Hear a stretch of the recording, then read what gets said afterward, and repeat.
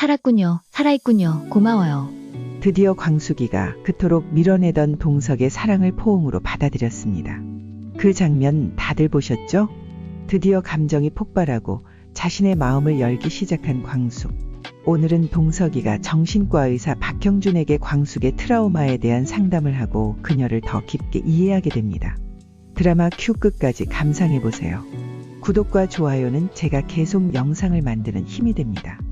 동석이의 사무실실. 저 혼자 설레고 저 혼자 마음 졸였네요. 그리고 그녀가 돌아선 뒤 동석은 자신이 어떤 말을 했는지, 어떻게 그녀에게 상처를 줬는지 깨닫고 그녀를 찾아갑니다.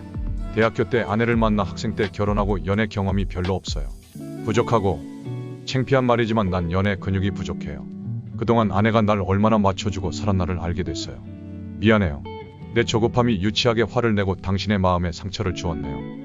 그리고 광숙 역시 조용히 말합니다. 아니에요. 저도 회장님이랑 비슷해요. 그렇게 서로의 마음을 확인한 둘은 다시 웃습니다. 그에게 차갑게 돌아서면서도 동석의 마음이 멀어졌을까 초조했고, 송곳 같은 그의 차가운 말이 마음을 지옥으로 만들었는데 미안하다는 그 한마디가 광숙에게는 천국입니다. 동석은 광숙의 상황을 좀 더 이해하기로 하죠. 먼저 시동생들과 가까워지려 합니다. 호텔에 술 배달 온 진수에게 술 한잔 하자고 청합니다. 그리고 두 사람은 군대에서 같은 부대 출신이라는 걸 알고 금세 친해집니다. 호텔 회장이라 생각 말고 나를 형처럼 대해줘요. 그날 늦은 밤 동석이는 진수와 광숙의 집을 방문해 막걸리 한 잔 달라고 너스레를 떱니다. 동석의 달라진 태도에 광숙은 당황스럽기만 합니다. 나만 믿어요. 당신이 망설이는 이유가 시동생들 때문이라면 앞으로 내가 형 노릇할게요. 오늘 보니 나도 독수리 형제들이 좋아졌어요. 난 외동이라 늘 형제 많은 집이 부러웠어요. 당신은 아무것도 안 해도 돼요. 나에게 올 수 있게 내가 길을 만들게요. 나만 믿어요. 전 아직 회장님 마음을 받는다고 말한 적 없는데요. 오늘은 아무 생각 말고 자요. 그녀가 어떤 말을 해도 동석에게는 이제 다 귀엽기만 합니다. 침대에 누워 혼잣말로 말합니다. 이런 내숭쟁이. 동석이는 속삭이며 보조개 미소를 발사하죠. 정말 안재욱 씨의 보조개 미소를 보면 달달구리 꿀 한 통을 먹는 것 같아요. 엄마 공주실은 동석이 혼자 적진까지 쳐들어왔다며 광숙에게 한 달 안에 프로포즈할 거라며 기뻐합니다. 광숙은 아직 자기 마음을 몰라 혼란스러워하죠. 그날 밤 흥수는 자기 전에 조용히 광숙의 방문을 두드립니다. 술자리에서 동석과 광숙의 통화 내용을 우연히 들은 흥수는 그녀에게 따뜻하게 말합니다. 전 요즘 미숙이랑 잘 지내는 게 행복해요. 형수님이 용기 내라고 해주신 덕분이에요. 이젠 형수님도 좋은 사람 만나 외롭지 않으셨으면 해요. 한편 세리는 한결과 파혼 후 독고탁 장미애와 갈등을 겪고 아버지가 술도가에 와서 폭행한 걸 사과하기 위해 찾았다가 부모가 과거 이곳에서 일했다는 사실을 알게 됩니다. 그보다 더 충격적인 건 아버지가 학교의 범수가 세리를 유혹해 결혼을 방해했다는 투서를 보냈다는 사실. 범수는 곤란한 상황에 처하고 이를 알게 된 세리는 집을 나오고 범수는 세리에 대한 걱정에 그녀를 찾아 나섭니다. 한편 장미애는 막내 경수를 찾아가 세리에게 연락이 왔는지 묻습니다.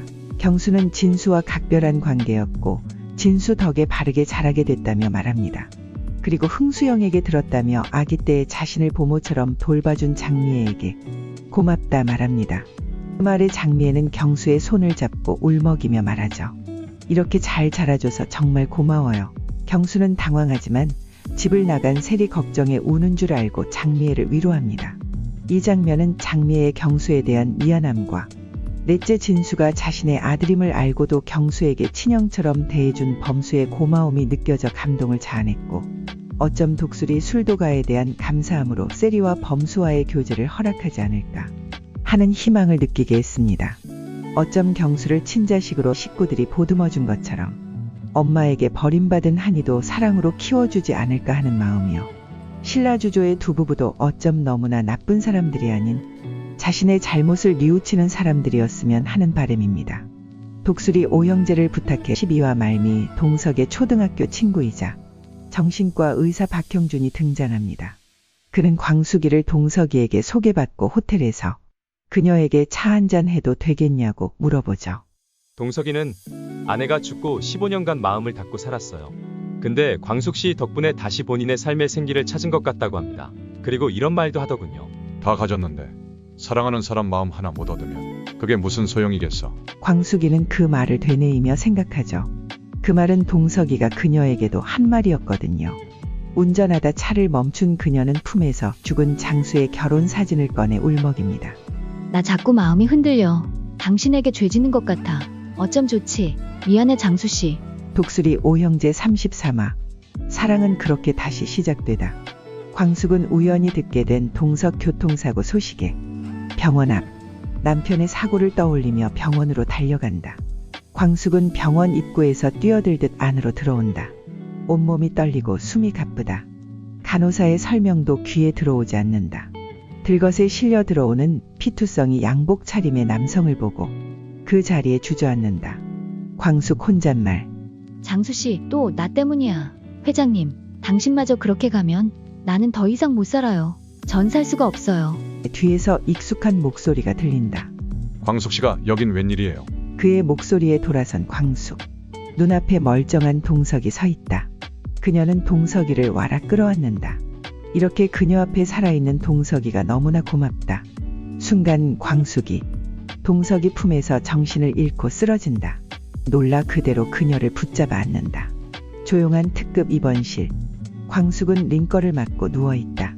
광숙은 식은땀을 흘리며 중얼거리고 땀을 닦아주며 안타까운 눈으로 광숙이를 지켜본다. 광숙 흐느끼며 장수씨, 내가 미안해요. 미안해. 눈물을 흘리고 동석이는 안타까워 그녀의 눈물을 닦아준다. 놀라 일어난 광숙이. 동석은 그녀 곁에 앉아있다. 동석 걱정하며 무슨 악몽 꾸었어요? 내가 미안해요. 놀라게 해서. 나 괜찮아요. 우리 운전기사가 좀 많이 다쳤는데 난 차에 타고 있지 않아 멀쩡해요. 아마 직원들이 착각한 것 같아요. 광숙은 숨을 고른다. 그리고 처음으로 입을 연다. 회장님 괜찮은 거죠? 나 당신 어떻게 될까봐. 이렇게 보내면 또 후회할까봐 너무 놀랐어요. 운전하고 여기까지 오는 동안 내 정신이 아니었어요. 사실 교통사고로 결혼한 지 10일 만에 죽었어요. 그날 제가 넷째 도련님한테 김치 좀 갖다 주라고 장수씨한테 부탁했거든요. 그 길에 그렇게 된 거예요. 그 이후로 누가 내 곁에서 다치면 내가 다치게 만든 것 같아서 너무 무서워요. 그녀의 말에 동석은 아무 말 없이 그녀의 손을 꼭 잡는다. 정신과 의원. 형주는 진료를 마치고 잠시 쉬고 있다. 동석이 조용히 문을 열고 들어선다. 한 회장 웬일이야? 한동안 괜찮다고 하더니 또 잠이 안 와? 수면제 처방 받으러 왔어? 아니야, 의논할 게 있어서. 오늘은 광숙 씨 일로. 형주는 고개를 끄덕이며 앉으라고 손짓한다. 동석이 자리에 앉으며 천천히 말을 꺼낸다. 어제 광숙 씨가 병원에 왔거든. 우리 운전기사가 교통사고가 났는데 내가 다친 줄 알았나 봐. 사고 소식 듣고 막 운전해서 왔더라고. 사고 나면 어쩌려고. 그런데 그 씩씩한 사람이 날 보자마자 얼굴이 하얗게 질려서 날 안고 그대로 쓰러졌어. 그 하얀 얼굴이 지금도 선해. 광숙 씨 너에게 그런 모습 처음 보인 거 아니야? 응, 평소엔 씩씩하고 사람들 앞에서도 늘 웃는 사람이었는데 사실 처음 그녀를 만난 건 몇 달 전 내 호텔에서 그녀의 결혼식 때 본 거야. 애가 실수로 그녀의 웨딩드레스를 밟아 망가뜨렸거든. 그리고 결혼한 지 한 달도 안 돼 아내 납골당해서 그녀를 다시 만났어. 까만 소복 차림으로 넋이 나가 계단에서 비틀어 슬러지는 걸 내가 하나 일으켰어. 그게 내가 본 그녀의 첫 모습들이야. 광숙 씨가 어제 말하더라. 남편을 교통사고로 결혼한 지 열흘 만에 보냈다고. 형주는 그제야 진지한 얼굴로 고개를 끄덕인다. 광숙 씨는 갑자기 사람을 잃었잖아. 그런 경우엔 그때의 기억이 그냥 한 장면처럼 딱 머리에 박혀. 그리고 그 장면이 일상 속 모든 순간에 이어져. 전화벨, 비 오는 소리, 병원, 문 앞에 놓인 반찬통 하나까지도. 그게 전부 남편이 떠난 날의 기억을 끌고 와. 그렇게 기억이 반복되다 보면 사랑은 더 이상 따뜻한 게 아니라 두려움이 되지. 이 사람도 떠나면 어떡하지? 또 아프게 되면 어떡하지? 그런 불안이 사랑을 밀어내게 돼. 광숙 씨는 지금도 그날을 살고 있는 거구나. 그래. 그리고 너처럼 누군가가 다가오면 이 사람이 또 사라질지도 모른다는 생각이 들어. 그러니까 본능적으로 밀어내는 거야. 사랑이 싫어서가 아니라 또 아플까봐 겁이 나서. 그런 사람은 겉으론 괜찮은 척을 잘해. 오히려 더 활발하게, 더 밝게. 그게 자신을 보호하는 방식이니까. 근데 그 안은 생각보다 훨씬 더 아슬아슬해. 슬퍼도 슬프다고 말 못하고 무너져도 누군가한테 기대지도 못하는 거지. 동석 고개를 끄덕이며 내가 그걸 몰랐어. 그냥 마음이 있으면 내가 고백하면 되는 줄 알았거든. 근데 오히려 그게 상처가 됐을 수도 있겠다 싶더라고. 고백이 문제는 아니야.